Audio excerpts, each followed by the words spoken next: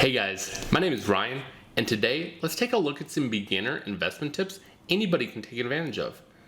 Long ago, the barrier to entry into the stock market and investing was quite high, but today it's lower than it's ever been. So what's your excuse for not capitalizing? The first ideal investment everybody should take advantage of is their 401k match from their employer. This is free money and it's a guaranteed return on your investment. Let's take a look at the key points of 401ks.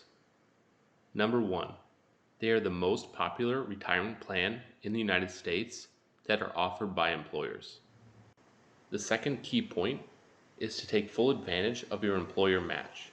In the United States, the average is around 3%, but you need to look at how your employer contributes. Many only contribute 50% up to a certain amount. So depending on your plan, you'll need to take a look. The third key point is to take full advantage and contribute as much as you can. The maximum individual yearly contribution is $19,500 per year. This does not include any matching by your employer.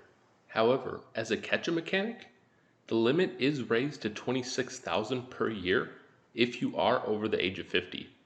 These numbers are up to date for the year 2020, however, could be increased at a later date. The last key point to consider is that if you need to take your money out before you turn 59 and a half, you will be incurred an additional 10% penalty tax on top of all the other taxes that will be taken out. The next tool that everybody should take advantage of is a Roth IRA. Each year, you're allowed to contribute up to $6,000. However, unlike the 401k, this money is already taxed. In general, a Roth IRA is significantly more flexible than the employer 401k plan can be. This is because you have a vast variety of different stocks, index funds, mutual funds that you can invest in. Most 401k plans offered by your employer only have a select number of things you can invest in. Let's take a look now at some key points for Roth IRAs. Number one, the maximum contribution limit for this account per year is $6,000. In comparison to what we saw with the 401k, this is much lower. However, this number is increased because this is after taxed income, so it is already looking smaller, but with taxes, it's more like $9,000 or $10,000. Point number two, just like 401ks, Roth IRAs have a catch-up mechanic also.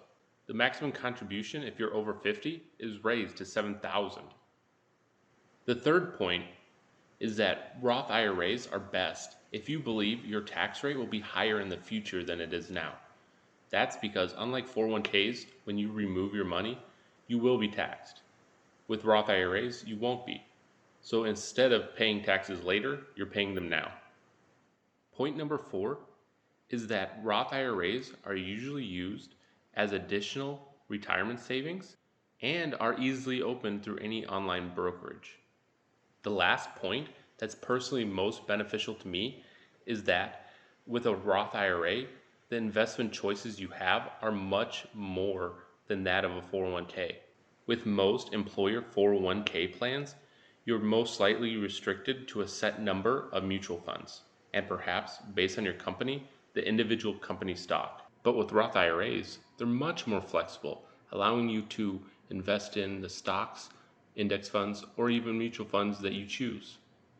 Next, I want to talk about mutual funds and how you can benefit from them. Mutual funds are essentially a basket of different stocks that are handpicked by a financial advisor who believes that these stocks will do very well over the next couple of years based on their background research on the topics. Let's take a look at the many benefits of mutual funds. The first one is that it provides the individual investor a well-diversified portfolio. This will be hard to do with individual stocks because one would have to do all the research behind the selection of these stocks, and this would take quite a bit of time if done correctly.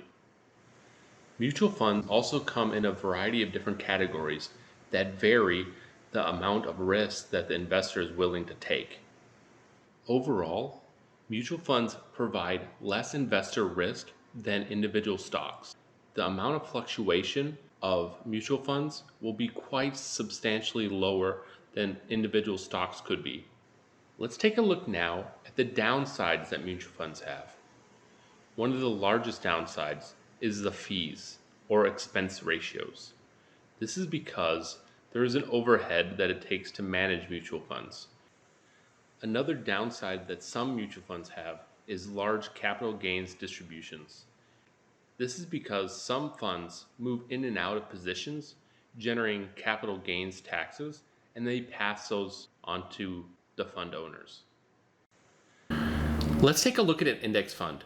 They are very similar to mutual funds, but one key difference is instead of one person or a group of people trying to hand select stocks that they believe will outperform the market, index funds simply track a whole market. What this means is instead of trying to buy the stocks that they think will outperform, they buy every stock proportionately in the market. Lastly, let's take a look at some key points for index funds. One of the biggest benefits index funds have over mutual funds is that usually they have much lower fees. Another benefit index funds have is that there is no fund manager. This eliminates fund manager risks that mutual funds have.